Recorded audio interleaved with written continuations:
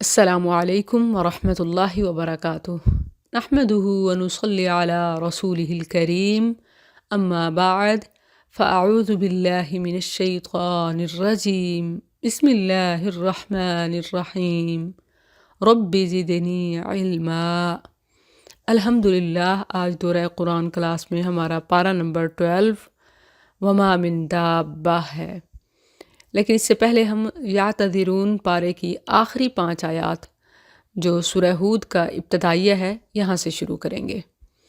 سورہ ہود یہ مکی صورت ہے جو ہجرت سے کچھ عرصہ قبل نازل ہوئی، اور یہ ان 3 صورتوں میں سے ہے جو انبیاء کے نام پر ہیں۔ ان کا مضمون بھی تقریباً ایک جیسا ہے اور زمانہ نزول بھی ایک جیسا، نام تینوں کا نبیوں کے نام پر، مضمون تینوں کا ایک، زمانہ نزول تینوں کا ایک، اور ان تینوں میں سے یہ صورت سب سے اہم ہے۔ اس کا جو مضمون ہے وہ اپنے تفصیل کے حساب سے بہت گہرا ہے۔ یہی وجہ ہے کہ رسول اللہ صلی اللہ علیہ وسلم پر جن صورتوں کا اثر شدید ہوا ان میں یہ صورت بھی شامل ہے۔ ابن عباس رضی اللہ عنہما سے مروی مستدرک حاکم کی صحیح حدیث ہے، ابو بکر رضی اللہ عنہ بیان کرتے ہیں، میں نے ایک دن نبی صلی اللہ علیہ وسلم سے عرض کی، ما شیبہ کا، اللہ کے محبوب پیغمبر آپ کو کس چیز نے بوڑھا کر دیا ہے؟ آپ نے فرمایا، سورۃ ہود والواقعہ والمرسلات وعما یتساءلون واذا الشمس کورت۔ مجھے سورہ ہود، الواقعہ، المرسلات، عما یتساءلون اور اذا الشمس کورت نے بوڑھا کر دیا۔ تو شیبتنی ہود و اخواتھا، یہ صورت ان 29 صورتوں میں سے ہے جن کا آغاز حروف مقطعات سے ہوتا ہے۔ بسم اللہ الرحمن الرحیم، الف لام را، کتاب احکمت آیاتہ، ایک کتاب ہے یعنی لکھا ہوا مجموعہ جس کی آیات محکم کی گئی ہیں، یعنی آرڈرز ہیں۔ پھر ثم فصلت من لدن حکیم خبیر، پھر ڈیٹیل بھی ہے، انہیں کھول کر بیان کیا گیا ہے ایک کمال حکمت والے کی طرف سے جو پوری خبر رکھنے والا ہے۔ اسے معلوم ہے کہ انسانیت کا فائدہ، مخلوق کی خبریں کیا ہیں، کس میں ہیں۔ اللہ تعبدوا الا اللہ، اس کا اعجاز دیکھیں کہ اس ایک چھوٹے سے جملے میں سارا خلاصہ بیان کر دیا، یہ کہ اللہ کے سوا کسی کی عبادت نہ کرو۔ اننی لکم منہ نذیر و بشیر، بے شک میں تمہارے لیے اس کی طرف سے ایک ڈرانے والا اور خوشخبری دینے والا ہوں۔ یہ ایک ہی آیت گویا لا الہ الا اللہ محمد الرسول اللہ کی ترجمانی ہے۔ وَأَنِ اسْتَغْفِرُوا رَبَّكُمْ، اور یہ کہ اپنے رب سے بخشش مانگو، پھر اس کی طرف پلٹ آؤ تو وہ تمہیں ایک معین مدت تک اچھا ساز و سامان دے گا، اور ہر زیادہ عمل والے کو اس کا زیادہ ثواب دے گا، اور اگر تم پھر گئے تو یقیناً میں تم پر ایک بہت بڑے دن کے عذاب سے ڈرتا ہوں۔ استغفار کی دعوت دیتے ہوئے استغفار کے فضائل بتائے جا رہے ہیں۔ استغفار یہ آل ان ون وظیفہ ہے، گناہوں کی بخشش، رب کی رضا، جنت کی ٹکٹ، دنیا کی خوشحالی، آخرت کی کامیابی۔ استغفار اور توبہ کا کمال یہ ہے کہ یہ دنیا جسے اللہ نے متاع غرور بتایا، توبہ اور استغفار سے یہ مومن کے لیے موت تک متاع حسن بن جاتی ہے۔ توبہ و استغفار سے انسانی نفسانی لذتیں بھی ثواب بن جاتی ہیں۔ مال چاہیے، فراوانی چاہیے، خوشحالی چاہیے، برکت چاہیے، اولاد چاہیے، جو بھی چاہیے، استغفار ہر تالے کی چابی ہے۔ یاد رہے کہ استغفار صرف زبانی کلامی استغفر اللہ پڑھنے کا نام نہیں ہے، بلکہ استغفار توبہ ہی کی طرح اپنے شرائط و ضوابط رکھتی ہے۔ استغفار سب سے پہلے دل میں کھٹکنے والے گناہوں کے کاموں کو چھوڑنے کا نام ہے، ہر نیکی کا کام کرنے کا نام ہے۔ یعنی نیکی صرف آسان پسندیدہ نہیں بلکہ اطاعت کا ہر کام کرنا ہے۔ استغفار صلہ رحمی کا نام ہے، جو آپ سے توڑے، جو آپ کو چھوڑے، اس سے صلح میں پہل کرنی ہے، اس سے تعلقات جوڑ کے رکھنے ہیں۔ جو یہ استغفار کرتا ہے اللہ آخرت بھی حسنہ، دنیا بھی حسنہ بنا دیتا ہے، پھر زبان پر استغفار جاری رکھنا وہ گویا ہر وقت اقرار کرتے رہنا ہے۔ استغفار صرف گناہوں پر نہیں ہوتا کہ توبہ معافی توبہ، بلکہ استغفار تو نیکیوں کی قبولیت کے لیے بھی ہوتا ہے۔ نماز پڑھتے ہی سلام پھیر کر اللہ اکبر استغفر اللہ کیوں کہا جاتا ہے؟ کوئی گناہ کا کام کیا ہوتا ہے؟ نہیں، بلکہ نماز کی قبولیت اور کمی بیشی پر معافی کے لیے۔ استغفار صبح و شام کے اذکار میں بھی شامل ہے، ہر نماز کے بعد وظیفے میں بھی شامل ہے۔ ایسا استغفار کرنے والے کے لیے سوائے موت کے جنت میں کوئی رکاوٹ نہیں ہے۔ اِلَى اللَّهِ مَرْجِعُكُمْ، اللہ ہی کی طرف تمہارا لوٹنا ہے اور وہ ہر چیز پر پوری طرح قادر ہے۔ أَلَا إِنَّهُمْ، سن لو بلا شبہ وہ اپنے سینوں کو موڑتے ہیں تاکہ اس سے اچھی طرح چھپے رہیں۔ سن لو جب وہ اپنے کپڑے اچھی طرح لپیٹ لیتے ہیں، وہ جانتا ہے جو کچھ وہ چھپاتے ہیں اور جو کچھ ظاہر کرتے ہیں، بے شک وہ سینوں والی بات کو خوب جاننے والا ہے۔ بخاری کے حوالے سے ہے کہ کچھ لوگ کعبہ کے پاس بیٹھے تھے۔ ایک نے کہا کہ کیا تم سمجھتے ہو ہم جو کچھ کہہ رہے ہیں اللہ اسے سن رہا ہے؟ دوسرے نے کہا اگر ہم بلند آواز سے بات کریں تو سنتا ہے، اگر آہستہ کریں تو نہیں۔ ایک اور نے کہا کہ اگر وہ اس وقت سنتا ہے جب ہم بلند آواز سے بولتے ہیں تو یقیناً وہ اس وقت بھی سنتا ہے جب ہم آہستہ بات کرتے ہیں۔ تو اس پر یہ آیت نازل ہوئی۔ اسی طرح ایک اور بھی شان نزول بتایا جاتا ہے کہ مسلمان اس بارے میں بڑی شرم حیا محسوس کرتے تھے کہ جس وقت ہم اپنے بستر میں ننگے ہوتے ہیں یا قضائے حاجت کے لیے اپنے کپڑے اتارتے ہیں تو کیا اس وقت بھی اللہ انہیں دیکھتا اور ان کے حال کو جانتا ہے؟ تو اس پر یہ نازل ہوئی کہ اللہ سے کوئی بھی لمحہ چھپا ہوا نہیں ہے۔ لیکن اگر سیاق و سباق دیکھا جائے تو یہ منافقین کے حوالے سے بھی معلوم ہوتی ہے کہ جو رسول اللہ صلی اللہ علیہ وسلم کے سامنے آتے تو اس طرح بیٹھتے کہ ان کے چہروں سے، ان کی باڈی لینگویج سے ان کے راز آؤٹ نہ ہو جائیں۔ تو فرمایا کہ اللہ تو ہر اعلانیہ اور ہر خفیہ کو جاننے والا ہے۔ وَمَا مِن دَابَّةٍ، اب یہاں سے پارہ نمبر 12 شروع ہو رہا ہے۔ اور زمین میں کوئی چلنے والا جاندار نہیں مگر اس کا رزق اللہ ہی پر ہے، اور وہ اس کے ٹھہرنے اور سونپے جانے کی جگہ کو جانتا ہے۔ سب کچھ ایک واضح کتاب میں درج ہے، یعنی اللہ دنیا اور آخرت میں انسان کے ہر ٹھکانے سے واقف ہے۔ مستقر اور مستودع، پیدائش سے پہلے انسان کہاں کس حال میں ہے، before birth to end of world, تمام مراحل سے، پیدائش سے پہلے سے جنت تک تمام مراحل کو جاننے والا ہے۔ ماں کا بیضہ، باپ کا سپرم، ماں کی کوکھ، پیدائش کی جگہ، دفنائے جانے کی جگہ اور پھر اخروی ٹھکانہ، سب لوح محفوظ میں درج ہے۔ وہی ہے جس نے آسمانوں اور زمین کو 6 دنوں میں پیدا کیا اور اس کا عرش پانی پر تھا تاکہ وہ تمہیں آزمائے کہ تم میں سے کون عمل میں زیادہ اچھا ہے۔ اور یقیناً اگر تو کہے کہ بے شک تم موت کے بعد اٹھائے جانے والے ہو تو وہ لوگ جنہوں نے کفر کیا ضرور ہی کہیں گے کہ یہ تو کھلے جادو کے سوا کچھ نہیں۔ اور بلا شبہ اگر ہم ان سے عذاب کو ایک گنی ہوئی مدت تک مؤخر کر دیں تو یقیناً ضرور کہیں گے اسے کیا چیز روک رہی ہے۔ سن لو جس دن وہ ان پر آئے گا تو ان سے ہٹایا جانے والا نہیں، اور انہیں وہ چیز گھیر لے گی جس کا وہ مذاق اڑایا کرتے تھے۔ اور یقیناً اگر ہم انسان کو اپنی طرف سے کوئی رحمت چکھائیں پھر اسے اس سے چھین لیں تو بے شک وہ یقیناً نہایت نا امید، بے حد نا شکرا ہوتا ہے۔ یعنی انسان میں یہ کمزوری ہے کہ ایک نعمت چھن جائے تو ساری نعمتوں کو بھول جاتا ہے اور آئندہ کے لیے بھی مایوس ہو جاتا ہے۔ یہ ناشکری ہے۔ انسانی کمزوریاں قرآن کریم میں اس لیے نہیں بتائیں گئیں کہ انسان انہیں بدل نہیں سکتا، بلکہ اسی لیے بتائیں گئیں کہ ان کمزوریوں پر قابو پا کر انسان انعام لے سکتا ہے۔ جیسے پیچھے فرمایا لِيَبْلُوَكُمْ، کیونکہ خوبیوں پر کام کرنا اور خامیوں سے نکل آنا یہی تو امتحان میں کامیاب ہونا ہے۔ وَلَئِنْ أَذَقْنَاهُ، اور بلا شبہ اگر ہم اسے کوئی نعمت چکھائیں کسی تکلیف کے بعد جو اسے پہنچی ہو تو یقیناً ضرور کہے گا سب تکلیفیں مجھ سے دور ہو گئیں۔ بلا شبہ وہ یقیناً بہت پھولنے والا، بہت فخر کرنے والا ہے۔ اسلام میں نہ بہت ہائپرنیس، خوشی میں اوور ہونا، اور نہ ہی بہت مایوسی کسی کی گنجائش نہیں، بلکہ میانہ روی کی تلقین ہے۔ مگر وہ لوگ جنہوں نے صبر کیا اور نیک اعمال کیے، یہ لوگ ہیں جن کے لیے بڑی بخشش اور بہت بڑا اجر ہے۔ پھر شاید تو اس کا کچھ حصہ چھوڑ دینے والا ہے جو تیری طرف وحی کی جاتی ہے، اور اس کی وجہ سے تیرا سینہ تنگ ہونے والا ہے کہ وہ کہیں گے اس پر کوئی خزانہ کیوں نہ اتارا گیا، یا اس کے ساتھ کوئی فرشتہ کیوں نہ آیا؟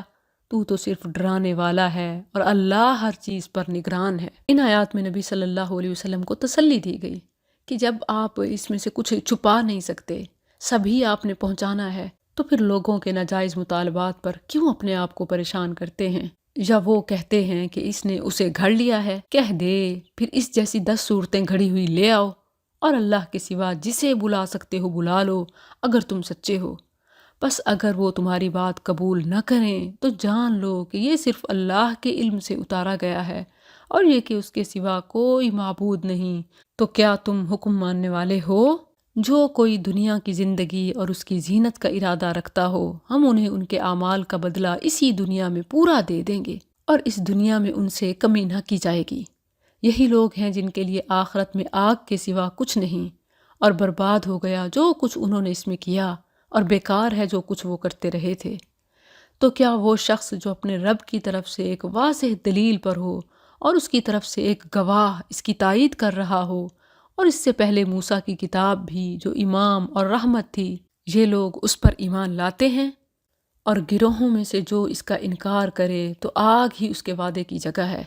سو تو اس کے بارے میں کسی شک میں نہ رہ، یقیناً یہی تیرے رب کی طرف سے حق ہے، اور لیکن اکثر لوگ ایمان نہیں لاتے۔ اور اس سے زیادہ ظالم کون ہے جو اللہ پر کوئی جھوٹ باندھے؟ یہ لوگ اپنے رب کے سامنے پیش کیے جائیں گے اور گواہ کہیں گے، یہ ہیں وہ لوگ جنہوں نے اپنے رب پر جھوٹ بولا۔ سن لو، ظالموں پر اللہ کی لعنت ہے۔ الذین یصدون عن سبیل اللہ، جو اللہ کی راہ سے روکتے ہیں اور اس میں کجی تلاش کرتے ہیں، اور آخرت کے ساتھ کفر کرنے والے بھی وہی ہیں۔ یہ لوگ کبھی زمین میں عاجز کرنے والے نہیں، اور نہ کبھی ان کے لیے اللہ کے سوا کوئی مددگار ہے۔ ان کے لیے عذاب دگنا کیا جائے گا، وہ نہ سننے کی طاقت رکھتے تھے اور نہ دیکھا کرتے تھے۔ یہی لوگ ہیں جنہوں نے اپنے آپ کو خسارے میں ڈالا اور ان سے گم ہو گیا جو کچھ وہ گھڑا کرتے تھے۔ کوئی شک نہیں کہ وہ آخرت میں وہی سب سے زیادہ خسارہ اٹھانے والے ہیں۔ بے شک جو لوگ ایمان لائے اور انہوں نے نیک اعمال کیے اور اپنے رب کی طرف عاجزی کی، وہی جنت والے ہیں، وہ اس میں ہمیشہ رہنے والے ہیں۔ دونوں گروہوں کی مثال اندھے اور بہرے اور دیکھنے والے اور سننے والے کی طرح ہے۔ کیا یہ دونوں مثال میں برابر ہیں؟ تو کیا تم نصیحت حاصل نہیں کرتے؟ یعنی مومن اور کافر دنیا میں اپنے لائف سٹائل کی طرح اخروی انجام کے اعتبار سے بھی اپوزٹ ہیں، ایک جنتی اور دوسرا جہنمی۔ وَلَقَدْ أَرْسَلْنَا نُوحًا إِلَىٰ قَوْمِهِ، اور بلا شبہ یقیناً ہم نے نوح کو اس کی قوم کی طرف بھیجا۔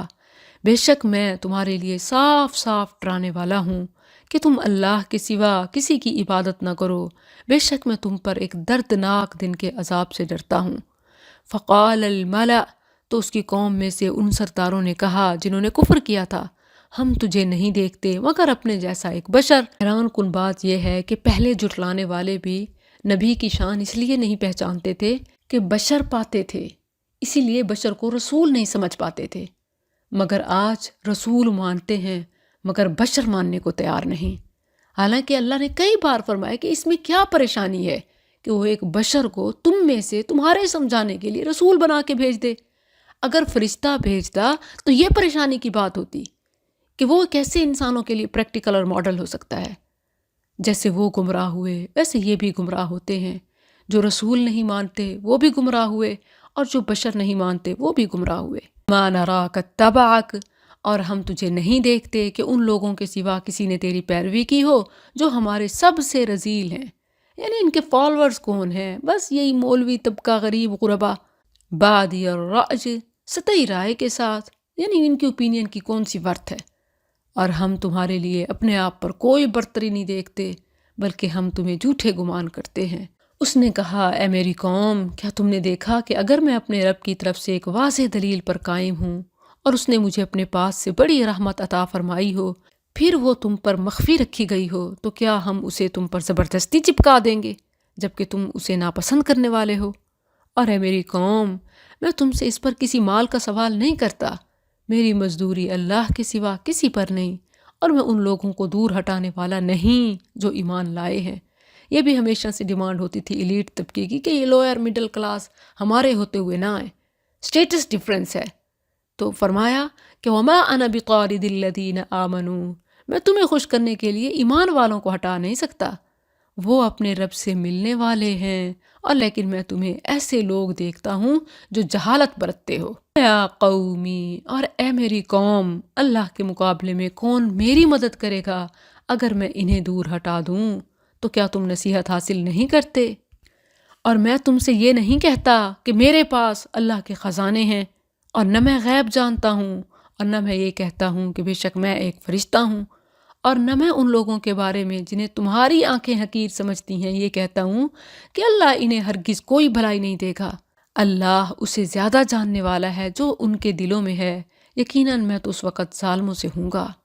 انہوں نے کہا یا نوح، اے نوح، بے شک تو نے ہم سے جھگڑا کیا، پھر ہم سے بہت جھگڑا کیا، بس لے آ ہم پر جس کا تو ہمیں وعدہ دیتا ہے، اگر تو سچوں سے ہے۔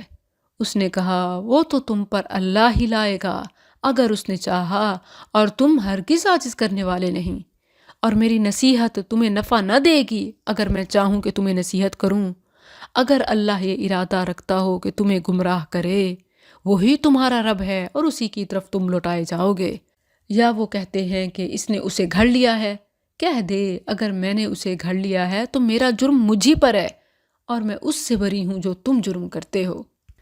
اور نوح کی طرف وحی کی گئی کہ بے شک حقیقت یہ ہے کہ تیری قوم میں سے کوئی ہرگز ایمان نہیں لائے گا مگر جو ایمان لا چکا، پس تو اس پر غمگین نہ ہو جو وہ کرتے رہے ہیں، اور ہماری آنکھوں کے سامنے اور وحی کے مطابق کشتی بنا، اور مجھ سے ان کے بارے میں بات نہ کرنا جنہوں نے ظلم کیا، یقیناً وہ غرق کیے جانے والے ہیں۔ اس آیت میں اہم مسئلہ، اللہ عز و جل نے اپنے لیے اعین، آنکھوں کا لفظ استعمال کیا، اور اللہ کی صفات میں اس کی آنکھیں بھی ہیں۔ سورہ طٰہٰ کی آیت 39 میں بھی موسیٰ علیہ السلام کے بارے میں فرمایا وَلِتُصْنَعَ عَلَىٰ عَيْنِي، اور تاکہ تیری پرورش میری آنکھوں کے سامنے کی جائے۔ بعض لوگ اللہ کے لیے آنکھیں ہونے سے انکار کرتے ہیں، ان کے خیال میں اللہ کی آنکھیں ماننے سے مخلوق کی مشابہت لازم ہو جاتی ہے، یعنی وہ کوئی ہمارے جیسا ہے۔ ان حضرات نے اسی بہانے سے اللہ کی بے شمار صفات کا انکار کر دیا اور کئی ایک تعویل کر دی، مثلاً اللہ کے چہرے، ہاتھ، پنڈلی، کان، آنکھ، اس کے اترنے، چڑھنے، سننے، بولنے، دیکھنے، خوش ہونے اور ناراض ہونے کا انکار کر دیا، اور ان کی اپنی طرف سے کوئی تعویل اور مطلب اور معنی بیان کرتے ہیں، یا بالکل ہی انکار کر دیتے ہیں کہ ہمیں کچھ معلوم نہیں، حالانکہ یہ وہ اللہ کی صفات ہیں جو خود اس نے اپنے لیے بیان کی ہیں، اور ان کا اردو ترجمہ وہی ہوگا جو ان لفظوں کا ترجمہ کیا جاتا ہے، اور ان کی کیفیات اور حقیقت اللہ ہی بہتر جانتا ہے، جس کی مخلوق میں سے کوئی مشابہت نہیں۔ لیس کمثلہ شیء، اس کی مثل کوئی چیز نہیں، اور وہی سب کچھ سننے والا، سب کچھ دیکھنے والا ہے۔ اللہ کو اس کی صفات سے پہچانا جاتا ہے، اللہ کی صفات کا انکار گویا اللہ کا انکار ہے، اسی لیے ایسے باطل نظریات کا انکار لازم ہے، اور اللہ کی صفات پر ایمان ضروری ہے۔ وَيَصْنَعُ الْفُلْكَ، اور وہ کشتی بناتا رہا، اور جب کبھی اس کے پاس اس کی قوم کے کوئی سردار گزرتے اس سے مذاق کرتے، وہ کہتا اگر تم ہم سے مذاق کرتے ہو تو یقیناً ہم تم سے مذاق کرتے ہیں جیسے تم مذاق کرتے ہو۔ قوم کے لوگ مذاق اڑاتے کہ یہ خشکی میں کشتی چلائے گا، اور نوح علیہ السلام ہنستے کہ موت ان کے سر پہ کھڑی ہے اور یہ اسے مذاق سمجھتے ہیں۔ فَسَوْفَ تَعْلَمُونَ، پس تم جلد ہی جان لوگے کہ وہ کون ہے جس پر ایسا عذاب آتا ہے جو اسے رسوا کر دے گا، اور کس پر دائمی عذاب اترتا ہے، یہاں تک کہ جب ہمارا حکم آ گیا اور تنور ابل پڑا تو ہم نے کہا اس میں ہر چیز میں سے 2 قسمیں یعنی نر و مادہ دونوں کو اور اپنے گھر والوں کو سوار کر لے، سوائے اس کے جس پر پہلے بات ہو چکی، اور ان کو بھی جو ایمان لے آئے، اور اس کے ساتھ تھوڑے سے لوگوں کے سوا کوئی ایمان نہیں لایا۔ اور اس نے کہا اس میں سوار ہو جاؤ اللہ کے نام کے ساتھ، اس کا چلنا اور اس کا ٹھہرنا ہے، بے شک میرا رب یقیناً بے حد بخشنے والا، نہایت رحم والا ہے۔ تب سے قیامت تک یہ پانی اور کشتی میں سفر کی دعا ہے۔ بسم اللہ مجریہا ومرساہا ان ربی لغفور الرحیم۔ اس کے علاوہ نوح علیہ السلام کی کچھ اور دعائیں بھی قرآن میں آئی ہیں، جیسے الحمدللہ الذی نجانا من القوم الظالمین، اور رب انزلنی منزلا مبارکا وانت خیر المنزلین، اور اسی طرح سورہ الزخرف میں بھی دعا سکھائی گئی، سبحان الذی سخر لنا هذا وما كنا له مقرنین وَإِنَّا إِلَىٰ رَبِّنَا لَمُنْقَلِبُونَ، لیکن یہ دعا خاص طور پر کشتی اور پانی کے سفر کے لیے ہے۔ وَهِيَ تَجْرِي بِهِمْ، اور وہ انہیں لے کر پہاڑوں جیسی موج میں چلی جاتی تھی، اور نوح نے اپنے بیٹے کو آواز دی اور وہ ایک علیحدہ جگہ میں تھا، اے میرے چھوٹے بیٹے، ہمارے ساتھ سوار ہو جا اور کافروں کے ساتھ شامل نہ ہو۔ اس نے کہا، میں عنقریب کسی پہاڑ کی طرف پناہ لے لوں گا جو مجھے پانی سے بچا لے گا۔ کہا، آج اللہ کے فیصلے سے کوئی بچانے والا نہیں مگر جس پر وہ رحم کرے۔ اور دونوں کے درمیان موج حائل ہو گئی تو وہ غرق کیے گئے لوگوں میں سے ہو گیا۔ معلوم ہوا کہ مشرک مرتے دم تک اسباب ہی کی فکر میں رہتا ہے اور اسباب والے کی طرف دھیان نہیں دیتا۔ اگر وہ کم عقل تھا جو پہاڑ کو بچانے والا سمجھ رہا تھا تو آج پتھروں کو بچانے والا، یعنی قبروں، مزاروں، درباروں یا گزر جانے والے، اللہ کے پاس چلے جانے والے ولیوں کو بچانے والا سمجھ کر کون سا عقل سے کام لے رہے ہیں۔ وَقِيلَ يَا أَرْضُ ابْلَعِي، اور کہا گیا، اے زمین تو اپنا پانی نگل لے، اور اے آسمان تو تھم جا، اور پانی نیچے اتار دیا گیا اور کام تمام کر دیا گیا، اور وہ جودی پر جا ٹھہری، اور کہا گیا ظالم لوگوں کے لیے دوری ہو۔ آج بھی عراق اور ترکی کے درمیان ارمینیا کا جو پہاڑی سلسلہ ہے، مغربی سیاحوں نے یہاں اس جودی پہاڑ پر کچھ بڑے بڑے لکڑی کے تختے جو کشتی کے پھٹے معلوم ہوتے ہیں دریافت کیے ہیں، لیکن ان کے بارے میں قطعی طور پر یہ نہیں کہا جا سکتا کہ آیا یہ وہی تختی کے پھٹے ہیں جو نوح علیہ السلام کی کشتی تھی یا اس کے علاوہ، واللہ عالم۔ اسی طرح یہ بحث بھی بہت کی جاتی ہے کہ کیا طوفان پوری روئے زمین پہ آیا تھا یا صرف اسی علاقے میں جہاں نوح علیہ السلام کی قوم آباد تھی۔ گو قرآن و حدیث میں اس کی کوئی تصریح نہیں ہے، لیکن یہ عین ممکن ہے کہ طوفان کے زمانے میں دنیا میں دجلہ و فرات کی وادی کے علاوہ کسی اور جگہ آبادی ہی نہ ہو۔ بہرحال نوح علیہ السلام کے واقعے سے اور قوم نوح کی تباہی سے بہت اہم اسباق معلوم ہوتے ہیں، غیر ضروری تفصیلات میں کوئی سبق نہیں ہوتا۔ وَنَادَى نُوحٌ رَبَّهُ، اور نوح نے اپنے رب کو پکارا، بس کہا، اے میرے رب، بے شک میرا بیٹا میرے گھر والوں سے ہے اور بے شک تیرا وعدہ سچا ہے، یعنی تو نے خود ہی فرمایا تھا کہ احمل فیہا من کل زوجین اثنین وَأَهْلَكَ، تو میرا بیٹا تو میرے اہل میں سے ہے۔ اللہ نے اس پر اس لیے ناراضگی کا اظہار فرمایا کیونکہ اللہ نے وہاں یہ بھی تو فرمایا تھا إِلَّا مَنْ سَبَقَ عَلَيْهِ الْقَوْلُ، مگر جس کے بارے میں میری استثناء ہو چکی ہے، میں نے پہلے ہی فرما دیا، وَلَا تُخَاطِبْنِي فِي الَّذِينَ ظَلَمُوا إِنَّهُمْ مُغْرَقُونَ، ظالموں کے بارے میں بات نہ کرنا، یقیناً وہ غرق کیے جانے والے ہیں۔ نوح علیہ السلام کو احساس ہوا، معافی کا سوال کر ڈالا۔ پہلے جو فرما رہے تھے کہ وَإِنَّ وَعْدَكَ الْحَقُّ وَأَنْتَ أَحْكَمُ الْحَاكِمِينَ، جیسے اللہ نے فرمایا، اے نوح، بے شک وہ تیرے گھر والوں سے نہیں، بے شک یہ ایسا کام ہے جو اچھا نہیں، بس مجھ سے اس بات کا سوال نہ کر جس کا تجھے کچھ علم نہیں، بے شک میں تجھے اس سے نصیحت کرتا ہوں کہ تو جاہلوں میں سے ہو جائے۔ نوح علیہ السلام نے کہا، اے میرے رب، انی اعوذ بک ان اسألک ما لیس لی بہ علم، بے شک میں تجھ سے پناہ مانگتا ہوں کہ تجھ سے اس بات کا سوال کروں جس کا مجھے کچھ علم نہیں، یعنی میں نے تو بات کو صحیح سمجھا ہی نہیں تھا، اور اگر تو نے مجھے نہ بخشا اور مجھے رحم نہ کیا تو میں خسارہ پانے والوں سے ہو جاؤں گا۔ اب دیکھیے کہ پہلے نبی کی جو دعا تھی، وَإِن لَّمْ تَغْفِرْ لَنَا وَتَرْحَمْنَا لَنَكُونَنَّ مِنَ الْخَاسِرِينَ، نوح علیہ السلام کا بھی وہی انداز ہے، وَإِلَّا تَغْفِرْ لِي وَتَرْحَمْنِي أَكُن مِّنَ الْخَاسِرِينَ، قیل، کہا گیا، اے نوح اتر جا، ہماری طرف سے عظیم سلامتی اور بہت سی برکتوں کے ساتھ تجھ پر اور ان جماعتوں پر جو ان لوگوں سے ہوں گی جو تیرے ساتھ ہیں، اور کئی جماعتیں ہیں جنہیں ہم عنقریب ساز و سامان دیں گے، پھر انہیں ہماری طرف سے دردناک عذاب پہنچے گا۔ یہ غیب کی خبروں سے ہیں جنہیں ہم تیری طرف وحی کرتے ہیں، اس سے پہلے نہ تو انہیں جانتا تھا اور نہ تیری قوم۔ یہ نبی صلی اللہ علیہ وسلم کو فرمایا جا رہا ہے، لیکن کہاں ہیں وہ جو کہتے ہیں کہ نبی تو سب جانتے ہیں، عالم الغیب کہلاتے ہیں؟ وہ جھوٹے ہیں۔ اللہ نے فرمایا کہ نبی تو نہیں جانتا تھا، فَاصْبِرْ، بس صبر کر، إِنَّ الْعَاقِبَةَ لِلْمُتَّقِينَ، بے شک اچھا انجام متقی لوگوں کے لیے ہے۔ وَإِلَىٰ عَادٍ أَخَاهُمْ هُودًا، اور عاد کی طرف ان کے بھائی ہود کو بھیجا۔ یہاں جس اخوت کا ذکر ہے وہ ایمانی اخوت بھائی چارہ نہیں ہے، بلکہ دعوتی مقاصد کے پیش نظر، جیسے ہم ملک ہم ذات کہا جاتا ہے، تو یہ قومی برادری کی بات ہے۔ ایمانی برادری کی بات نہیں ہے جو صرف مسلمانوں ہی کے بیچ ہے، اور یہی قوم عاد ہی کو اصحاب الاحقاف بھی کہا گیا ہے۔ اس نے کہا اے میری قوم، اللہ کی عبادت کرو، اس کے سوا تمہارا کوئی معبود نہیں، تم تو محض جھوٹ باندھنے والے ہو۔ یا قومی، اے میری قوم، میں تم سے اس پر کسی مزدوری کا سوال نہیں کرتا، میری مزدوری اس کے سوا کسی پر نہیں جس نے مجھے پیدا کیا، تو کیا تم نہیں سمجھتے؟ وَيَا قَوْمِ، اور اے میری قوم، اسْتَغْفِرُوا رَبَّكُمْ، اپنے رب سے بخشش مانگو۔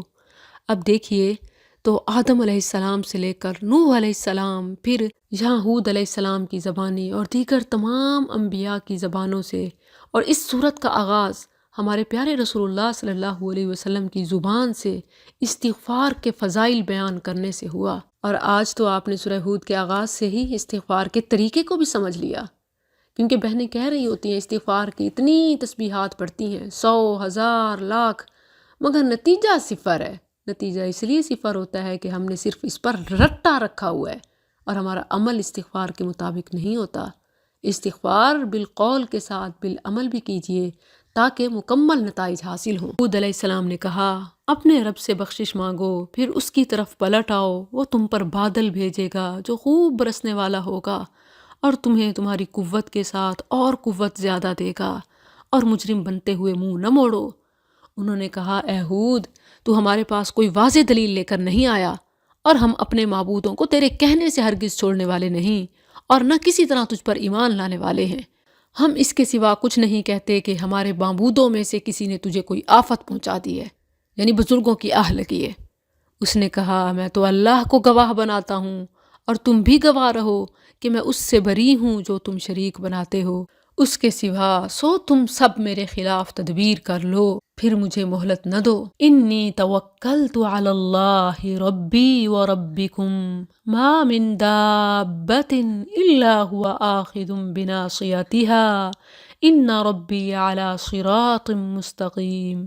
بے شک میں نے اللہ پر بھروسہ کیا جو میرا رب ہے اور تمہارا رب ہے، کوئی چلنے والا جاندار نہیں مگر وہ اس کی پیشانی کے بالوں کو پکڑے ہوئے ہے، بے شک میرا رب سیدھے راستے پر ہے۔ یہی آخذ بناصیتہ کے الفاظ ہمیں رسول اللہ صلی اللہ علیہ وسلم کی سونے کی دعاؤں میں ملتے ہیں۔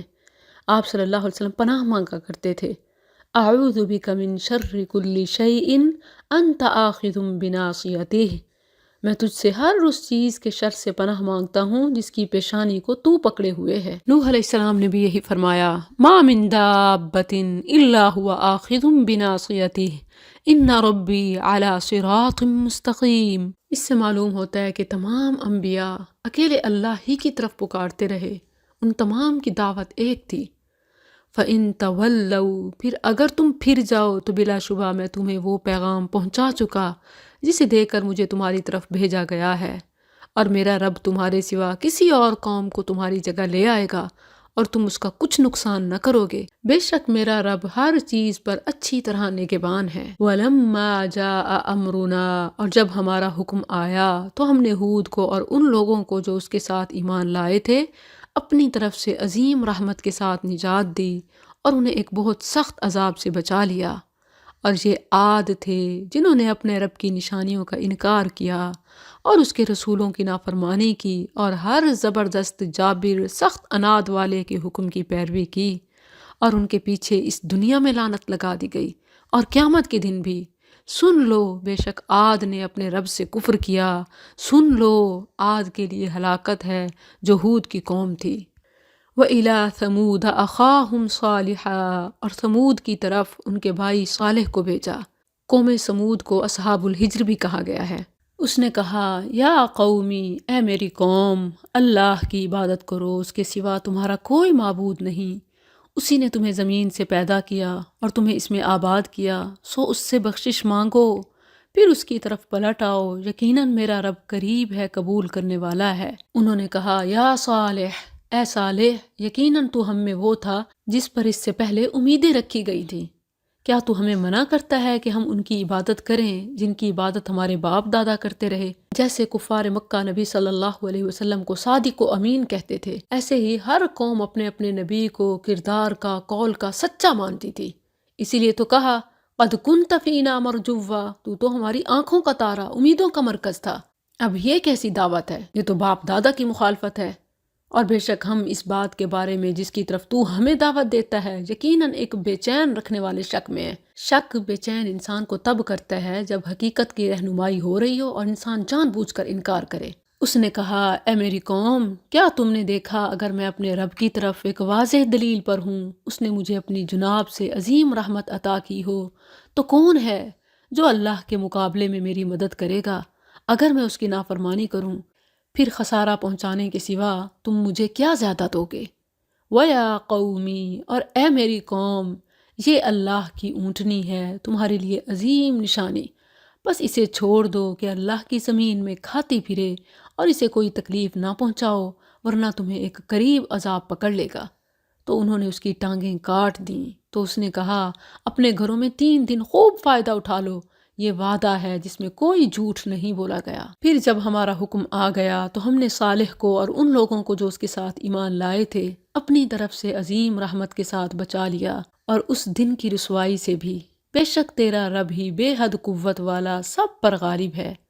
اور جن لوگوں نے ظلم کیا تھا انہیں چیخ نے پکڑ لیا، تو انہوں نے اپنے گھروں میں اس حال میں صبح کی کہ گرے پڑے تھے جیسے وہ ان میں رہے ہی نہ تھے۔ سن لو، بے شک سمود نے اپنے رب سے کفر کیا، سن لو، سمود کے لیے ہلاکت ہے۔ وَلَقَدْ جَاءَتْ رُسُلُنَا، اور بلا شبہ یقیناً ہمارے بھیجے ہوئے ابراہیم کے پاس خوشخبری لے کر آئے۔ انہوں نے سلام کہا، اس نے کہا سلام ہو، پھر دیر نہیں کی کہ ایک بھنا ہوا بچڑا لے آئے۔ انبیاء کی سنت ہے مہمان نوازی، اور اسی طرح بچڑا، جس سے معلوم ہوتا ہے کہ گائے کے گوشت میں کوئی بیماری نہیں، کیونکہ قرآن میں گائے کے گوشت کو بطور انعام ذکر کیا گیا ہے۔ اس کی قربانی اور مختلف موقعوں پر ذبح کرنا قرآن اور احادیث سے ثابت ہے۔ اللہ تعالیٰ اس کا رسول بیماری والی چیز کی اجازت نہیں دے سکتا، اور اس میں ابراہیم علیہ السلام پر دنیاوی لحاظ سے بھی اللہ کے فضل کا علم ہوتا ہے۔ بھنا ہوا بچڑا فوراً لے آنا ان کی مالی خوشحالی کی دلیل ہے۔ اور یہ بھی معلوم ہوتا ہے کہ ابراہیم علیہ السلام بھی غیب نہیں جانتے تھے۔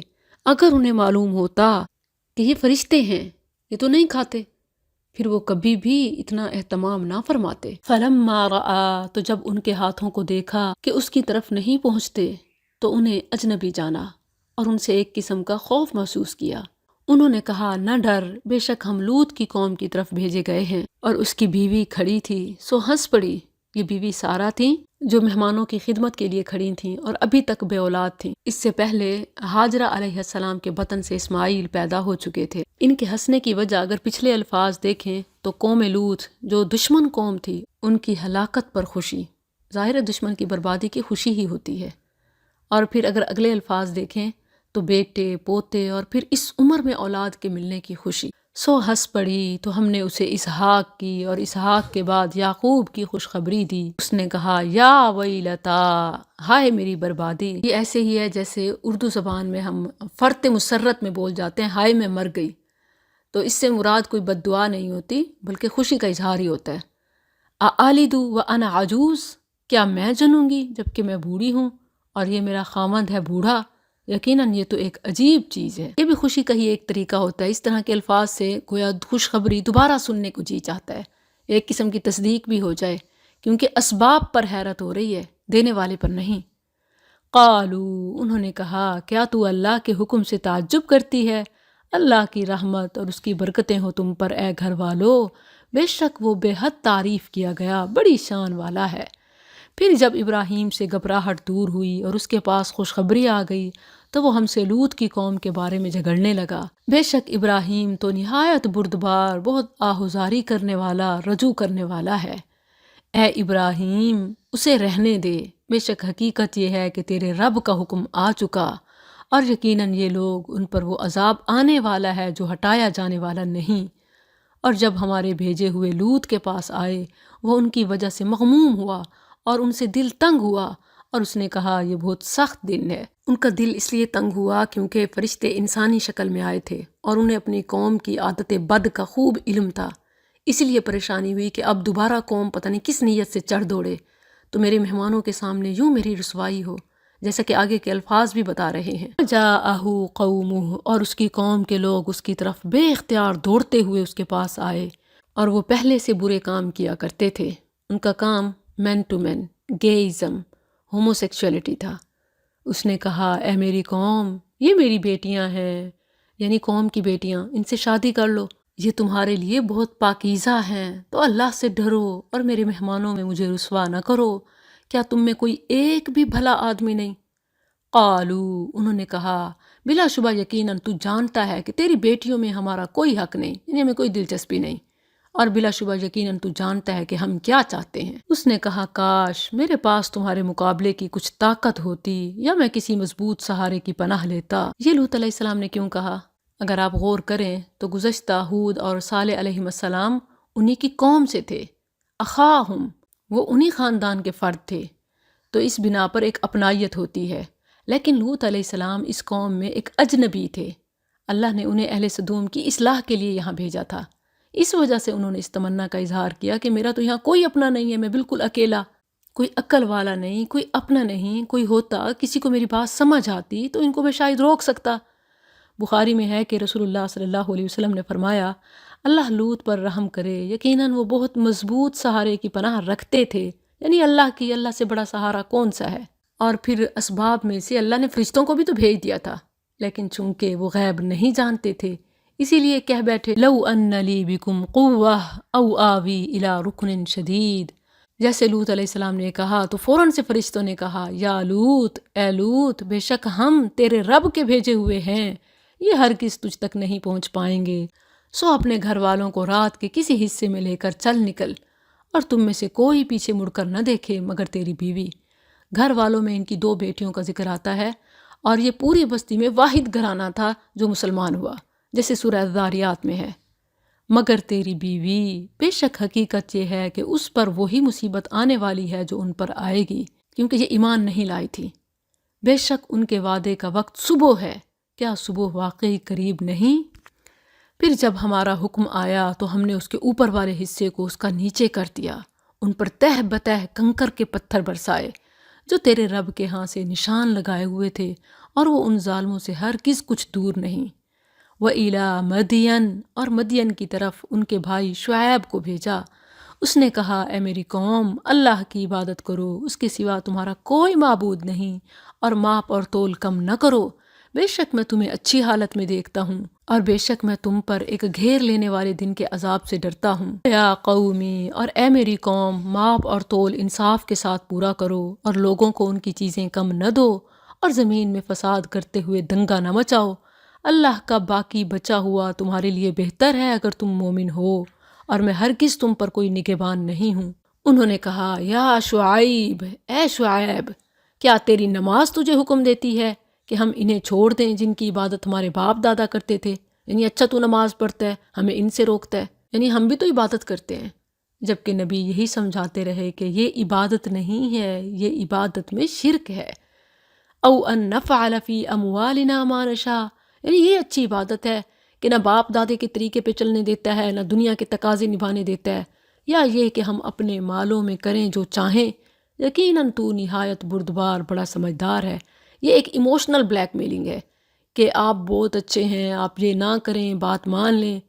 اس نے کہا اے میری قوم، کیا تم نے دیکھا اگر میں اپنے رب کی طرف سے ایک واضح دلیل پر ہوں اور اس نے مجھے اپنے ہاں سے اچھا رزق عطا کیا ہو، اور میں نہیں چاہتا کہ تمہاری بجائے میں خود اس کا ارتکاب کروں جس سے تمہیں منع کرتا ہوں۔ ان اريد الا الاصلاح ما استطعت، میں تو اصلاح کے سوا کچھ نہیں چاہتا جتنی کر سکوں، اور میری توفیق اللہ کے سوا کسی سے نہیں، میں نے اسی پر بھروسہ کیا اور میں اسی کی طرف رجوع کرتا ہوں۔ وَيَا قَوْمِ، اور اے میری قوم، میری مخالفت تمہیں اس کا مستحق ہرگز نہ بنا دے کہ تمہیں اس جیسی مصیبت آ پہنچے جو نوح کی قوم یا ہود کی قوم یا صالح کی قوم کو پہنچی، اور لوط کی قوم بھی ہرگز تم سے کچھ دور نہیں۔ اس سے معلوم ہوتا ہے کہ لوط علیہ السلام کے زمانے کے قریب قریب مدین میں شعیب علیہ السلام بھیجے گئے، اور جس مدین میں موسیٰ علیہ السلام پہنچے تھے وہ بہت بعد کے دور کی بات ہے، اور وہاں ان کی ملاقات شعیب علیہ السلام سے نہیں بلکہ کسی اور بزرگ سے ہوئی تھی جن کے بارے میں شیخاً کبیرہ سورہ قصص میں آیا ہے۔ بعض لوگ کہتے ہیں کہ موسیٰ علیہ السلام نے شعیب کی بیٹی سے نکاح کیا، وہ شعیب نہیں تھے، وہاں ان کا نام شعیب آیا ہی نہیں ہے۔ یہاں خود شعیب علیہ السلام لوط علیہ السلام کے دور کی بات کر رہے ہیں، یعنی ان کا دور قریب قریب ہے۔ جبکہ موسیٰ علیہ السلام کے دور اور شعیب علیہ السلام کے دور میں لمبا گیپ تھا۔ وَاسْتَغْفِرُوا رَبَّكُمْ، اب دیکھیں تو شعیب علیہ السلام بھی قوم کو استغفار کی تلقین کر رہے ہیں، اور یہاں استغفار سے مطلب صرف یہی نہیں کہ زبان سے استغفر اللہ، بلکہ پہلے گناہوں کو چھوڑو، عقیدے کو ٹھیک کرو، نبی کی اطاعت کرو، اور پھر اللہ سے معافیاں بھی مانگو۔ یہ ہوتا ہے استغفار۔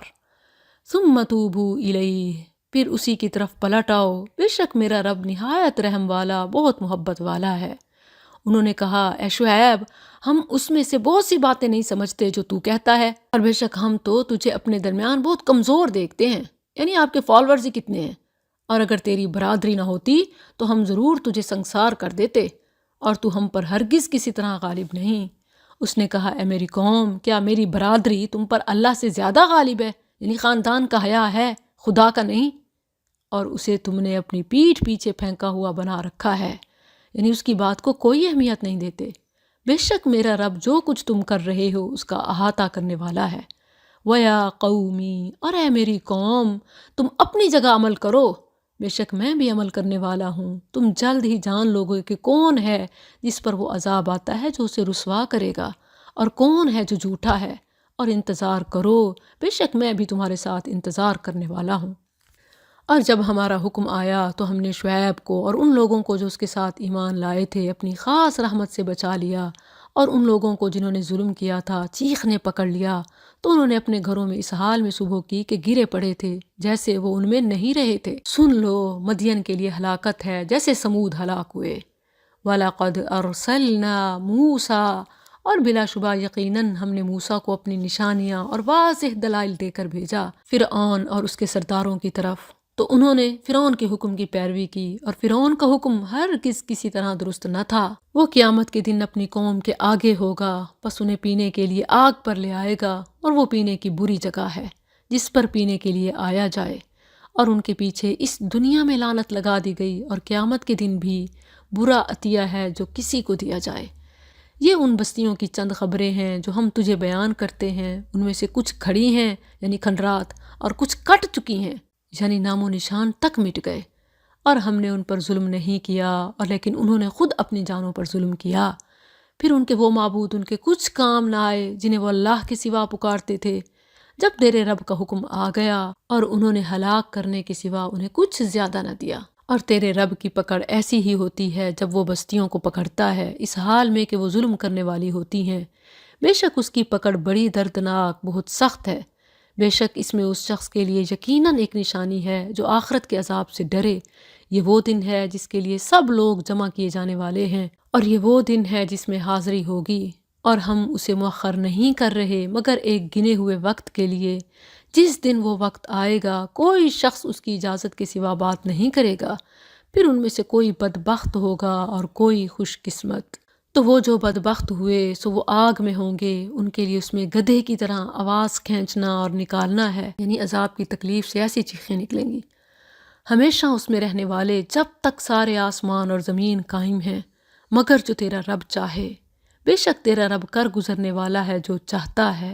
وَأَمَّا الَّذِينَ سُعِدُوا، اور رہ گئے وہ جو خوش قسمت بنائے گئے، تو وہ جنت میں ہوں گے، ہمیشہ اس میں رہنے والے جب تک سارے آسمان اور زمین قائم ہیں، مگر جو تیرا رب چاہے، ایسا عطیہ جو قطع کیا جانے والا نہیں۔ بس تو اس کے بارے میں جس کی یہ لوگ عبادت کرتے ہیں کسی شک میں نہ رہ، یہ لوگ عبادت نہیں کرتے مگر جیسے ان سے پہلے ان کے باپ دادا عبادت کرتے تھے، اور بے شک ہم یقیناً انہیں ان کا حصہ پورا پورا دینے والے ہیں جس میں کوئی کمی نہ کی گئی ہوگی۔ دنیا میں انہیں مہلت پوری ملے گی جو تقدیر میں لکھی ہے، اور آخرت میں پھر سزا۔ اور بلا شبہ یقیناً ہم نے موسیٰ کو کتاب دی، پھر اس میں اختلاف کیا گیا، اور اگر وہ بات نہ ہوتی جو تیرے رب کی طرف سے پہلے ہو چکی تو ان کے درمیان ضرور فیصلہ کر دیا جاتا، اور بے شک یہ لوگ یقیناً اس کے بارے میں ایک بے چین رکھنے والے شک میں ہیں۔ اور بے شک ان سب کو جب وقت آئے گا تو یقیناً تیرا رب انہیں ان کے اعمال ضرور پورے پورے دے گا، بے شک وہ اس سے جو وہ کر رہے ہیں پوری طرح باخبر ہے۔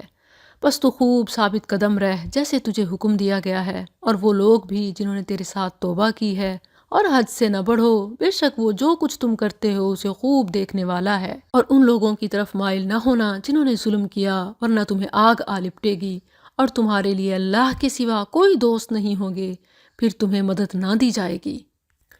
اور دن کے دونوں کناروں میں نماز قائم کر، اور رات کی کچھ گھڑیوں میں بھی، بے شک نیکیاں برائیوں کو لے جاتی ہیں، یہ یاد کرنے والوں کے لیے یاد دہانی ہے۔ اور صبر کر کہ بے شک اللہ نیکی کرنے والوں کا اجر ضائع نہیں کرتا۔ پھر ان امتوں میں سے جو تم سے پہلے تھیں کچھ بچی کھچی بھلائی والے لوگ کیوں نہ ہوئے جو زمین میں فساد سے منع کرتے، سوائے تھوڑے سے لوگوں کے جنہیں ہم نے ان میں سے نجات دی۔ اور وہ لوگ جنہوں نے ظلم کیا وہ ان چیزوں کے پیچھے پڑ گئے جن میں انہیں عیش و آرام دیا گیا تھا، اور وہ مجرم تھے۔ اور تیرا رب ایسا نہ تھا کہ بستیوں کو ظلم سے ہلاک کر دے، اس حال میں کہ اس کے رہنے والے اصلاح کرنے والے ہوں، اور اگر تیرا رب چاہتا تو یقیناً سب لوگوں کو ایک ہی امت بنا دیتا، اور وہ ہمیشہ مختلف رہیں گے، مگر جس پر تیرا رب رحم کرے، اور اس نے انہیں اسی لیے پیدا کیا۔ اور تیرے رب کی بات پوری ہو گئی کہ میں جہنم کو جنوں اور انسانوں سب سے ضرور ہی بھروں گا، یعنی نافرمانوں کے ساتھ۔ اور ہم رسولوں کی خبروں میں سے ہر وہ چیز تجھ سے بیان کرتے ہیں جس کے ساتھ ہم تیرے دل کو ثابت رکھتے ہیں، اور تیرے پاس ان میں حق اور مومنوں کے لیے نصیحت اور یاد دہانی آئی ہے، تو غیر ضروری تفصیل ہی ہٹائی گئی ہے، جو اہم ہے وہ بتائی گئی ہے۔ اور ان لوگوں سے جو ایمان نہیں لاتے کہہ دے تم اپنی جگہ عمل کرو، یقیناً ہم بھی عمل کرنے والے ہیں، اور انتظار کرو، یقیناً ہم بھی انتظار کرنے والے ہیں۔ اور اللہ ہی کے پاس آسمانوں اور زمین کا غیب ہے، اور سب کے سب کام اسی کی طرف لوٹائے جاتے ہیں، سو اس کی عبادت کر اور اس پر بھروسہ کر۔ وَمَا رَبُّكَ بِغَافِلٍ عَمَّا تَعْمَلُونَ، اور تیرا رب اس سے ہرگز غافل نہیں جو تم کرتے ہو، یعنی اسی کے پاس سب کو جانا ہے، پھر وہی ہر ایک کو اس کے عمل کا بدلہ دے گا۔ سورت مکمل ہوئی۔ سورہ یوسف کا آغاز کرتے ہیں۔ یہ مکی سورت ہے۔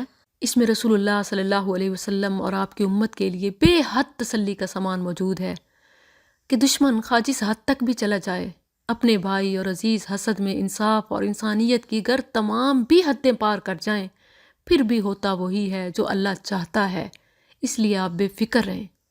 اس صورت میں کمال درجے کا غم، اور پھر بے انتہا خوشی، اور بے انتہا بے بسی، اور بے شمار اقتدار، اور بڑی جدائی، اور روشن کر دینے والی ملاقات، اور ہوس اور گناہ اور پاک دامنی اور ظلم، یہ مختلف چیزیں اپنے اپنے عروج پہ نظر آتی ہیں۔ مضمون میں واقعات کے ایسے پہلو ہیں جو غمگین بھی کر دیتے ہیں اور خوش بھی۔ اہل علم فرماتے ہیں اور تجربے سے بھی ثابت ہے کہ اس صورت کو سمجھ کر پڑھنے والا غمگین اور نا امید شخص بھی خوش ہو جاتا ہے، اور اللہ کی رحمت کی امید کا چراغ اس کے دل میں روشن ہو جاتا ہے۔ امیر المؤمنین عمر بن خطاب اور عثمان بن عفان رضی اللہ عنہما اکثر صبح کی نماز میں سورہ یوسف کی تلاوت کیا کرتے تھے۔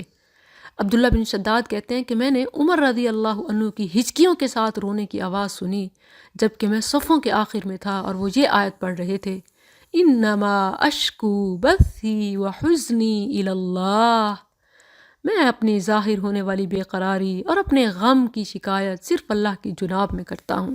بسم اللہ الرحمن الرحیم، الف لام را، تلک آیات الکتاب المبین، یہ واضح کتاب کی آیات ہیں، بے شک ہم نے اسے عربی قرآن بنا کر نازل کیا ہے تاکہ تم سمجھو۔ ہم تجھے سب سے اچھا بیان سناتے ہیں، اس واسطے کہ ہم نے تیری طرف یہ قرآن وحی کیا ہے، اور بے شک تو اس سے پہلے یقیناً بے خبروں سے تھا۔ اذ قال یوسف، جب یوسف نے اپنے باپ سے کہا، اے میرے باپ، بے شک میں نے 11 ستاروں اور سورج اور چاند کو دیکھا ہے، میں نے انہیں دیکھا کہ مجھے سجدہ کرنے والے ہیں۔ ایک یوسف علیہ السلام نے خواب دیکھا جس کی تعبیر ایک لمبے عرصے بعد پوری ہوئی۔ اس سے پتہ چلتا ہے کہ خواب کی تعبیر خواب و جاگتی آنکھوں سے دیکھیں یا نیند میں، حاصل کرنے کے لیے لمبا صبر کرنا پڑتا ہے، بڑی قربانیاں دینی پڑتی ہیں۔ یوسف علیہ السلام نے خواب دیکھا، اے میرے باپ، بے شک میں نے 11 ستاروں اور سورج اور چاند کو دیکھا، میں نے انہیں دیکھا کہ مجھے سجدہ کرنے والے ہیں، 11 بھائی اور ماں باپ۔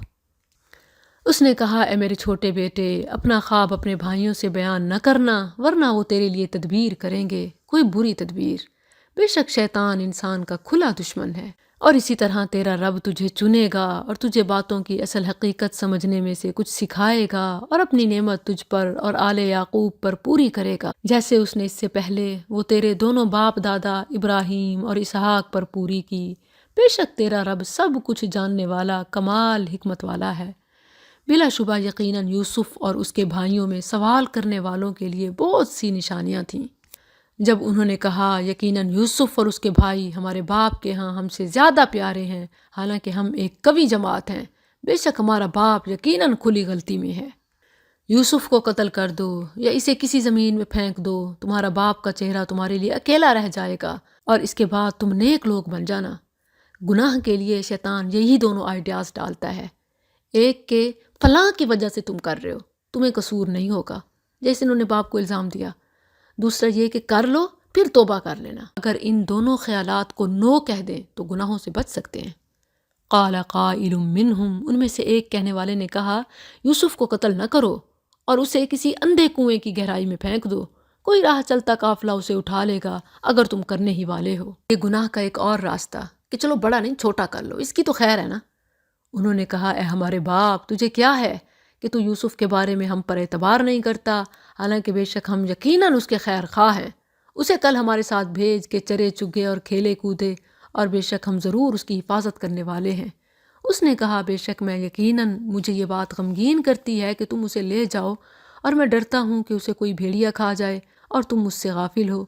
انہوں نے کہا واقعی اگر اسے بھیڑیا کھا جائے، حالانکہ ہم ایک طاقتور جماعت ہیں، تو بلا شبہ ہم اس وقت یقیناً خسارہ اٹھانے والے ہوں گے۔ گناہ گار ہمیشہ سے ہی اپنے آپ کو ہی طاقتور سمجھتے ہیں۔ پھر جب وہ اسے لے گئے اور انہوں نے طے کر لیا کہ اسے ایک اندھے کنویں کی گہرائی میں ڈال دیں، اور ہم نے اس کی طرف وحی کی کہ تو ضرور ہی انہیں ان کے اس کام کی خبر دے گا اس حال میں کہ وہ سوچتے نہ ہوں گے۔ یہ تب مکمل ہوا جب یوسف علیہ السلام تخت پہ بیٹھے تھے، بھائی اناج لینے گئے اور یوسف علیہ السلام نے انہیں کہا کیا تم جانتے ہو جو تم نے یوسف کے بارے میں کیا؟ تو آگے سے انہوں نے کہا کیا آپ یوسف ہیں؟ یہاں سے تو بھی واقعے کی ابتدا ہے۔ اور وہ اپنے باپ کے پاس اندھیرا پڑے روتے ہوئے آئے، اکثر ڈرامے بازیاں راتوں میں ہی ہوتی ہیں۔ کہا اے ہمارے باپ، بے شک ہم دوڑ میں یعنی مقابلے میں ایک دوسرے سے آگے نکلتے چلے گئے، اور ہم نے یوسف کو اپنے سامان کے پاس چھوڑ دیا تو اسے کوئی بھیڑیا کھا گیا، اور تو ہرگز ہماری بات کا اعتبار کرنے والا نہیں، خواہ ہم سچے ہوں۔ اور وہ اس کی قمیض پر ایک جھوٹا خون لگا لائے۔ اس نے کہا بلکہ تمہارے لیے تمہارے دلوں نے ایک کام مزین بنا دیا ہے، سو میرا کام اچھا صبر ہے، فصبر جمیل واللہ المستعان علی ما تصفون۔ مصیبت کے وقت یہ جملہ دل کے ترجمانی اور صبر کے اظہار کا اچھا جملہ ہے۔ غم، دکھ، جدائی، فراق پر صبر کے لیے دعائے یعقوب ہے۔ اچھا یاد رہے کہ روتے روتے آنکھیں چلی گئیں، مگر اس کے سوا منہ سے کوئی جملہ نہ نکالا، تو اللہ نے بھی قرآن میں اسے صبر جمیل ہی قرار دیا۔ اور ایک راہ چلتا قافلہ آیا تو انہوں نے اپنے پانی لانے والے کو بھیجا، سو اس نے اپنا ڈول لٹکایا، کہا اوہ خوشخبری ہو، یہ ایک لڑکا ہے، اور انہوں نے اسے سامان تجارت بنا کر چھپا لیا، اور اللہ خوب جاننے والا ہے جو وہ کر رہے تھے۔ اور انہوں نے اسے تھوڑی قیمت چند گنے ہوئے درہموں میں بیچ دیا، اور وہ اس میں رغبت نہ رکھنے والوں سے تھے۔ اور جس شخص نے اسے مصر سے خریدا، اس نے اپنی بیوی سے کہا اس کی رہائش باعزت رکھ، ہو سکتا ہے کہ ہمیں فائدہ دے، یعنی مملکت کے امور میں، یا ہم اسے بیٹا بنا لیں۔ اور اسی طرح ہم نے یوسف کو اس زمین میں جگہ دی، اور تاکہ ہم اسے باتوں کی اصل حقیقت میں سے کچھ سکھائیں۔ یقیناً تجربات سے انسان بہت سیکھتا ہے۔ تخت پر بیٹھنے کے لیے، ملک چلانے کے لیے گہرے بڑے سخت مشکل امتحانات سے گزرنا پڑتا ہے۔ ہم سب تخت اور بادشاہت اور عزت کے خواب تو دیکھتی ہیں، مگر امتحان میں فیل ہو جاتی ہیں۔ اور اللہ اپنے کام پر غالب ہے، اور لیکن اکثر لوگ نہیں جانتے۔ اور جب وہ اپنی پوری جوانی کو پہنچا تو ہم نے اسے بڑا حکم اور بڑا علم عطا کیا، اور ہم نیکی کرنے والوں کو اسی طرح جزا دیتے ہیں۔ اور اس عورت نے جس کے گھر میں وہ تھا اسے اس کے نفس سے پھسلایا اور دروازے اچھی طرح بند کر لیے، اور کہنے لگی جلدی آ۔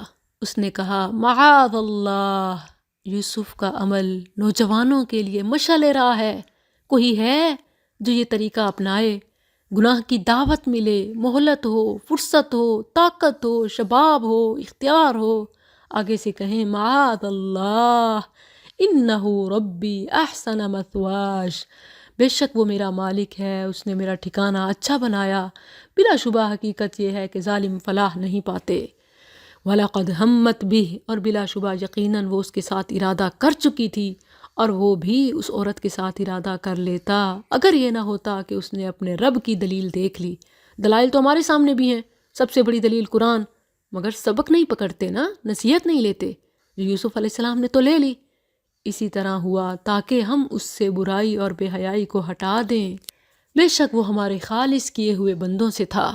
واستبق الباب، اور دونوں دروازے کی طرف دوڑے، اور اس عورت نے اس کی قمیص پیچھے سے پھاڑ دی، اور دونوں نے اس کے خاوند کو دروازے کے پاس پایا۔ اس عورت نے کہا، کیا جزا ہے اس کی جس نے تیری گھر والی کے ساتھ برائی کا ارادہ کیا، سوائے اس کے کہ اسے قید کیا جائے یا دردناک سزا ہو؟ اس نے کہا، اسی نے مجھے میرے نفس سے پھسلایا ہے، اور اس عورت کے گھر والوں سے ایک گواہ نے گواہی دی کہ اگر اس کی قمیص آگے سے پھاڑی گئی ہو تو عورت نے سچ کہا اور یہ جھوٹوں سے ہے، اور اگر اس کی قمیص پیچھے سے پھاڑی گئی ہو تو عورت نے جھوٹ کہا اور یہ سچوں سے ہے۔ بعض کہتے ہیں بچہ تھا، یہ وہ، اس کی تفصیلات کی کوئی ضرورت نہیں ہے۔ تو جب اس نے اس کی قمیض دیکھی تو پیچھے سے پھاڑی گئی ہے، تو اس نے کہا، یقیناً یہ تم عورتوں کے فریب سے ہے، بے شک تم عورتوں کا فریب بہت بڑا ہے۔ یوسف، اس معاملے سے درگزر کر، اور اے عورت تو اپنے گناہ کی معافی مانگ، یقیناً تو ہی خطا کاروں سے تھی۔ اور شہر میں کچھ عورتوں نے کہا، عزیز کی بیوی اپنے غلام کو اس کے نفس سے پھسلاتی ہے، بلا شبہ وہ محبت کی روح سے اس کے دل کے اندر داخل ہو چکا ہے، بے شک ہم تو اسے صریح غلطی پر دیکھتی ہیں۔ تو جب اس عورت نے ان کے فریب کے بارے میں سنا تو ان کی طرف پیغام بھیجا، اور ان کے لیے ایک تکیہ دار مجلس تیار کی، اور ان میں سے ہر ایک کو ایک ایک چھری دے دی، اور کہا، ان کے سامنے نکل۔ انہوں نے اسے دیکھا تو اسے بہت بڑا پایا، اور انہوں نے اپنے ہاتھ بری طرح کاٹ ڈالے۔ یہ کوئی حسن یوسف سے متاثر ہو کر بے خودی میں نہیں کاٹے تھے، بلکہ یہ ورغلانے کے لیے، جیسے آج بھی ٹیٹو بنوائے جاتے ہیں، خودکشی کی دھمکی دی جاتی ہے، رگیں کاٹی جاتی ہیں، تو ایسے ہی وَقَطَّعْنَ أَيْدِيَهُنَّ، اور اپنے ہاتھ بری طرح کاٹ لیے، اور کہا، اللہ کی پناہ، یعنی ہر حربہ آزما لیا، یہ کوئی آدمی نہیں ہے، یعنی کوئی فرشتہ ہے، کوئی حربہ اس پر نہیں چلتا۔ ما ھذا بشرا ان ھذا الا ملک کریم، مگر کوئی نہایت معزز فرشتہ۔ اس عورت نے کہا، تو وہ یہی ہے جس کے بارے میں تم نے مجھے ملامت کی تھی، اور بلا شبہ میں نے اسے اس کے نفس سے پھسلایا، مگر یہ صاف بچ گیا، یعنی میں نے بھی تمہاری طرح پورا زور لگایا، مگر یہی کسی طرح جال میں نہیں آتا۔ اور واقعی اگر اس نے وہ نہ کیا جو میں اسے حکم دیتی ہوں تو اسے ضرور ہی قید کیا جائے گا، اور ضرور ہی ذلیل ہونے والوں سے ہوگا۔ اب یہ اور دھمکی۔ اس نے کہا، ہے میرے رب، مجھے قید خانہ اس سے زیادہ محبوب ہے جس کی طرف یہ سب مجھے دعوت دے رہی ہیں، اور اگر تو مجھ سے ان کے فریب کو نہ ہٹائے گا تو میں ان کی طرف مائل ہو جاؤں گا اور جاہلوں سے ہو جاؤں گا، یعنی اللہ میں جتنا بچ سکتا تھا بچا، اب تو ہی بچا۔ تو اس کے رب نے اس کی دعا قبول کر لی، بس اس سے ان عورتوں کا فریب ہٹا دیا، بے شک وہی سب کچھ سننے والا، سب کچھ جاننے والا ہے۔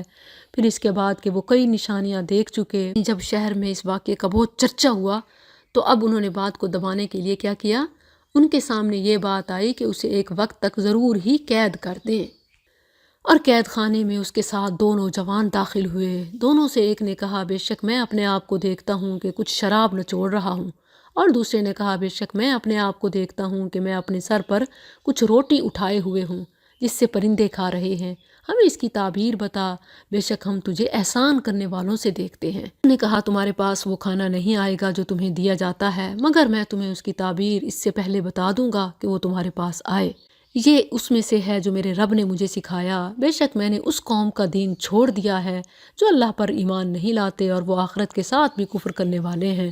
یہاں سے انہوں نے دعوت بھی شروع کر دی، اور میں نے اپنے باپ دادا ابراہیم اور اسحاق اور یعقوب کے دین کی پیروی کی ہے، ہمارے لیے ممکن ہی نہیں کہ ہم اللہ کے ساتھ کسی چیز کو شریک ٹھہرائیں، یہ ہم پر اور لوگوں پر اللہ کے فضل سے ہے، اور لیکن اکثر لوگ شکر نہیں کرتے۔ اے قید خانے کے دو ساتھیوں، کیا الگ الگ رب بہتر ہے یا اللہ جو اکیلا ہے نہایت زبردست؟ تم اس کے سوا عبادت نہیں کرتے مگر چند ناموں کی جو تم نے اور تمہارے باپ دادا نے رکھ لیے ہیں، اللہ نے ان کے بارے میں کوئی دلیل نہیں اتاری، حکم اللہ کے سوا کسی کا نہیں، اس نے حکم دیا ہے کہ اس کے سوا اور کسی کی عبادت مت کرو، یہی سیدھا دین ہے، اور لیکن اکثر لوگ نہیں جانتے۔ اے قید خانے کے دو ساتھیوں، تم میں سے جو ایک ہے سو وہ اپنے مالک کو شراب پلائے گا، اور جو دوسرا ہے سو اسے سولی دی جائے گی، پس پرندے اس کے سر میں سے کھائیں گے۔ اس کام کا فیصلہ کر دیا گیا ہے جس کے بارے میں تم پوچھ رہے ہو۔ اور اس نے اس سے کہا جس کے متعلق اس نے سمجھا تھا کہ وہ دونوں میں سے رہا ہونے والا ہے، کہ اپنے مالک کے پاس میرا ذکر کرنا۔ تو شیطان نے اسے اس کے مالک سے ذکر کرنا بلا دیا، تو وہ کئی سال قید خانے میں رہا۔ اور بادشاہ نے کہا، بے شک میں 7 موٹی گائیں دیکھتا ہوں جنہیں 7 دبلی کھا رہی ہیں، اور 7 سبز خوشے اور کچھ دوسرے خشک دیکھتا ہوں اے سردارو، مجھے میرے خواب کے بارے میں بتاؤ اگر تم خواب کی تعبیر کیا کرتے ہو۔ انہوں نے کہا یہ خوابوں کی پریشان باتیں ہیں اور ہم ایسے خوابوں کی تعبیر بالکل جاننے والے نہیں۔ اور ان دونوں میں سے جو رہا ہوا تھا اور اسے ایک مدت کے بعد یاد آیا، اس نے کہا میں تمہیں اس کی تعبیر بتاتا ہوں، سو مجھے بھیجو۔ یوسف اے نہایت سچے، ہمیں 7 موٹی گایوں کی تعبیر بتا جنہیں 7 دبلی کھا رہی ہیں، اور 7 سبز خوشوں اور دوسرے خشک خوشوں کی بھی، تاکہ میں لوگوں کے پاس واپس جاؤں تاکہ وہ جان لیں۔ اس نے کہا تم 7 سال پے در پہ کاشت کرو گے، تو جو کاٹو اسے اس کے خوشے میں رہنے دو، مگر تھوڑا سا وہ جو تم کھا لو۔ پھر اس کے بعد بہت سخت 7 برس آئیں گے جو کھا جائیں گے جو کچھ تم نے ان کے لیے پہلے رکھا ہوگا، مگر تھوڑا سا وہ جو تم محفوظ رکھو گے۔ پھر اس کے بعد 1 سال آئے گا جس میں لوگوں پر بارش ہوگی اور وہ اس میں نچوڑیں گے۔ اور بادشاہ نے کہا اسے میرے پاس لے آؤ۔ تو جب قاصد اس کے پاس آیا تو اس نے کہا اپنے مالک کے پاس واپس جا، پھر اس سے پوچھ ان عورتوں کا کیا حال ہے جنہوں نے اپنے ہاتھ کاٹ ڈالے تھے، یعنی واقعے کی تحقیقات کریں، یقیناً میرا رب ان کے فریب کو خوب جاننے والا ہے۔ اس نے کہا تمہارا کیا معاملہ تھا جب تم نے یوسف کو اس کے نفس سے پھسلایا؟ انہوں نے کہا اللہ کی پناہ، ہم نے اس پر کوئی برائی معلوم نہیں کی۔ عزیز کی بیوی نے کہا اب حق ظاہر ہو گیا، میں نے ہی اسے اس کے نفس سے پھسلایا تھا، اور بلا شبہ وہ یقیناً سچوں سے ہے، یہ اس لیے کہ وہ جان لے کہ میں نے عدم موجودگی میں اس کی خیانت نہیں کی۔ میں نے خاوند کی عدم موجودگی میں نے کبیرہ گناہ کا ارتکاب نہیں کیا، بس صرف برغلانے پھسلانے کی حد تک تھا۔ اور دوسرا یہ بھی کہ اب یوسف نہیں ہے تو اس کے پیٹھ پیچھے بھی میں صحیح بات بتا رہی ہوں، یوں نہیں کہ اس کے پیچھے کا ناجائز فائدہ اٹھاؤں۔ اور یہ کہ اللہ خیانت کرنے والوں کی چال کو کامیاب نہیں کرتا۔